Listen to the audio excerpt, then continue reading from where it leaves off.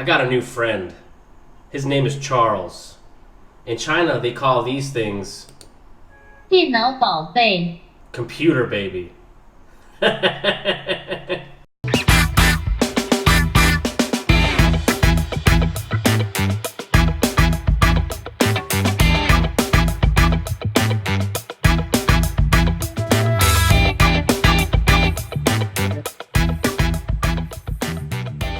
You might think that in terms of beer, China doesn't have a lot to offer.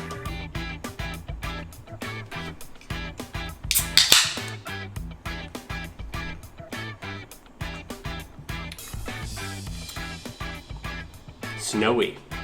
I thought that way. And as usual, I was completely wrong. But I've read some articles that say that craft beer in China is growing at 25% per year. So maybe it's time for me to explore what Nanjing has in terms of craft beer offerings. And this is a subject which I'm uniquely qualified to discuss. I'm a certified Cicerone, which is kind of like the beer equivalent of sommelier.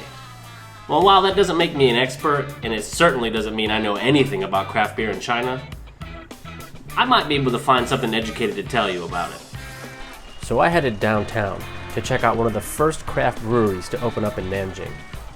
I linked up with the head brewer on WeChat, and he invited me to taste the wares and chat Chinese craft beer. This is Master Gao, started in 2008 by Mr. Gao, a chemist and homebrewer who saw potential for craft beer in China. He wasn't wrong. Master Gao's revenue quadrupled last year.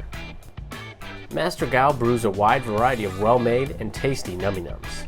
The head brewer, Mitch, was nice enough to pour me a few samples. Of note was the Osmanthus Pale Ale.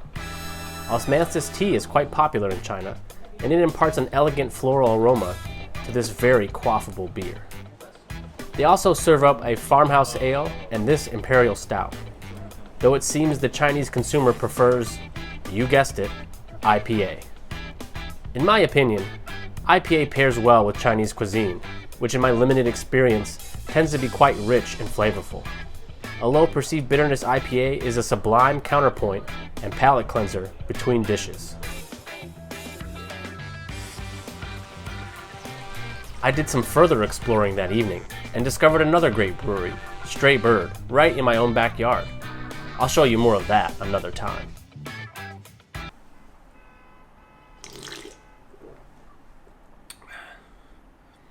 It's funny how light lager producers will make 5 or 6 different variations of essentially the same beer and create the illusion of variety. So, there is plenty of craft beer in Nanjing that doesn't suck. And if you think craft beer is growing fast in the United States, it's going like gangbusters out here. Now, I've only just scratched the surface of craft beer in China, and I'm planning to bring you more on this subject in the future, so stay tuned. Klazerhausen, signing off.